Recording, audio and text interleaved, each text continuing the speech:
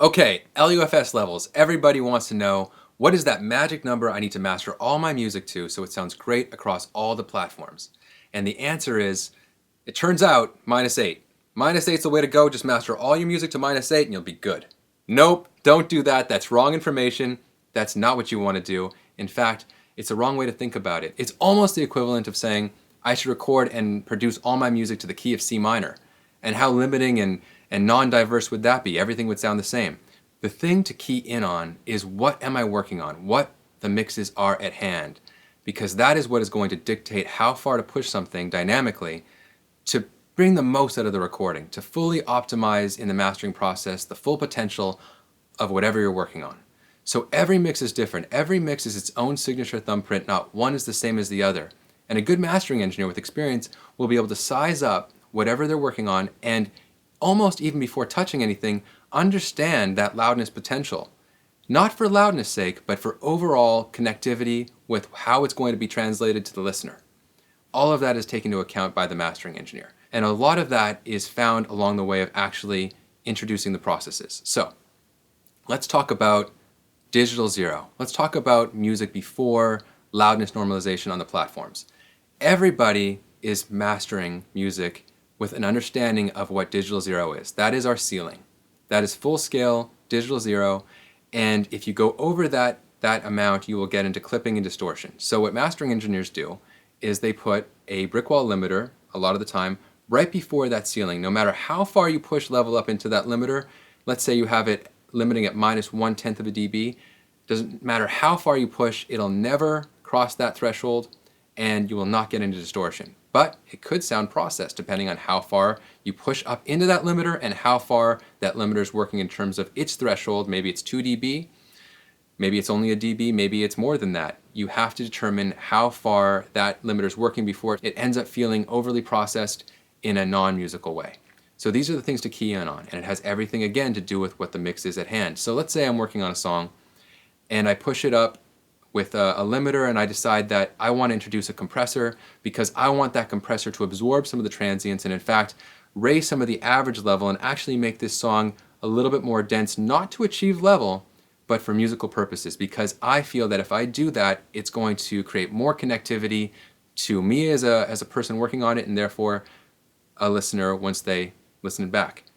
Then once I do that, I determine that maybe I want to introduce a little bit of EQ into that compressor and then into that limiter, because I not only want to correct for the mix maybe being a little bit not quite balanced, but also I'm understanding what that compressor and limiting is doing, and I want to compensate for that with EQ because maybe hypothetically it's darkening it a little bit depending on how that compressor is working. And in short, all of these processes are working together in a very musical way to achieve an optimum end result. Now, I'm not looking at my LUFS meter as I'm doing this. I'm just using my ears. I'm letting the monitors tell my ears what is happening, and I'm letting all of those things dictate my musical decisions. I might occasionally glance over my peripheral vision just to see where I am, but I'm not letting that LUFS meter dictate my musical decisions at all. It's just something that I'm aware of. So I'm very keyed into that if I end up at -8, it sounds better at -8 to me, in this particular case hypothetically, than -9 based off its density. Because at -8 or maybe -8.5, whatever it is, it just sounds best at that point. If I push it a little further, it starts to feel a little bit too processed in a non-musical way. I back it off a little bit. Now it doesn't feel like it's quite moving right. But I find that magic zone, like focusing a magnifying glass, that right there is its optimum place for full connectivity with the music. Now it could be that other recordings, I might not want to push that far because it might feel maybe part of its arrangement and part of its emotional content wants to be a little bit more gentle and less pushed. And then maybe I'm working on a hip hop track that wants to be pushed right up against the ceiling a little bit more because I want to get that impact and that tightness based off how all the elements within the mix are moving. So again, it has everything to do with the mix at hand. It has everything to do with the musicality. These are the things that are dictating my decisions. So once I'm done, up against full scale, I'm done. This is now deemed finished. It's deemed optimized. I wouldn't have it any other way. I'm not so worried about what that meter reads, but I'm more concerned about it is found its maximum potential in terms of where I want to end up.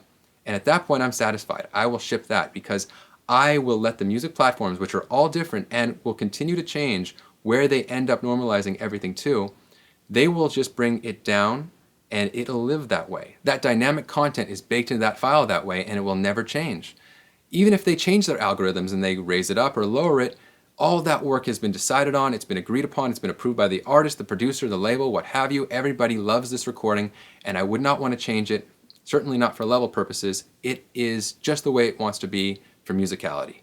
I'm good with that because it'll stand the test of time, and all of those decisions in terms of its emotional content, how it reaches people, that is all going to always be that way, and we are good. So where you want to end up LUFS level wise has everything to do with how that music reaches you, how it impacts you once it comes out of the speakers, and let that be the thing that guides your decisions and not what that meter says. Hey, what about this button? Or the subscribe button.